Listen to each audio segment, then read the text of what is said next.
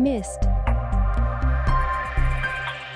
Pen test, ape thumb, Siemens hand, and Ochsner's cleft test.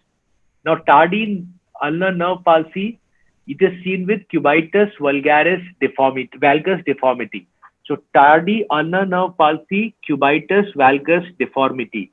Myositis ossificans, it is the most commonly affecting which muscle? Brachial muscle.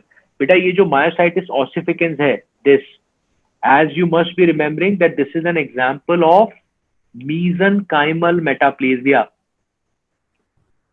Mesenchymal metaplasia. Do you remember what is metaplasia? Metaplasia is conversion of one type of adult cell to another type. तो कितने तरीके के metaplasia अपन ने discuss किए हैं patho में? We have discussed two types, epithelial and mesenchymal. तो mesenchymal का जो एग्जांपल है वो क्या है बेटा? Myositis ossificans 2017 में क्वेश्चन आया था ये, that myositis ossificans is the type of which metaplasia? So the answer was mesenchymal metaplasia. Okay.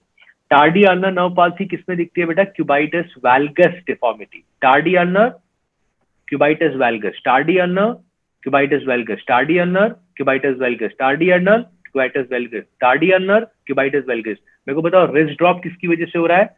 Radial nerve. Wrist drop, radial nerve. Simian hand, median nerve.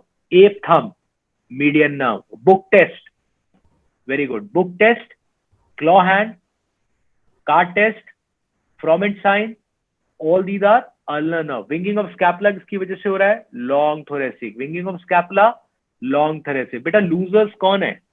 Malaysia वाले. So osteomalacia. Infection of bone is called as osteomyelitis. Now membranous part of urethra is, अच्छा हाँ पहले lateral condyle fracture of humerus. What is the commonest complication with this? With the lateral condyle, that is non-union. Non-union. Okay. सबसे ज्यादा union होने में कौन से fracture में टाइम लगता है? ट्रांसवर्स, उसके बाद ओब्लिक, उसके बाद स्पाइरल. सबसे ज्यादा स्ट्रेंथ किसमें होती है? ट्रांसवर्स में, उसके बाद ओब्लिक, उसके बाद spiral. Now, this membranous part of urethra, it is the most common part which is injured in fracture of pelvis. Psoriatic arthritis commonly involves which joints beta? Distal IP joint. Psoriatic arthritis is commonly involving the distal interphalangeal joint. Hallmark of chronic osteomyelitis, sequestrum. Very important. Hallmark of chronic osteomyelitis is sequestrum. New bone formed in chronic osteomyelitis is involucrum. तो बेटा sequestrum क्या है? Hallmark. किसका? Chronic osteomyelitis का. Sequestrum क्या है? Hallmark of chronic osteomyelitis. And involucrum is the new bone formation in chronic osteomyelitis.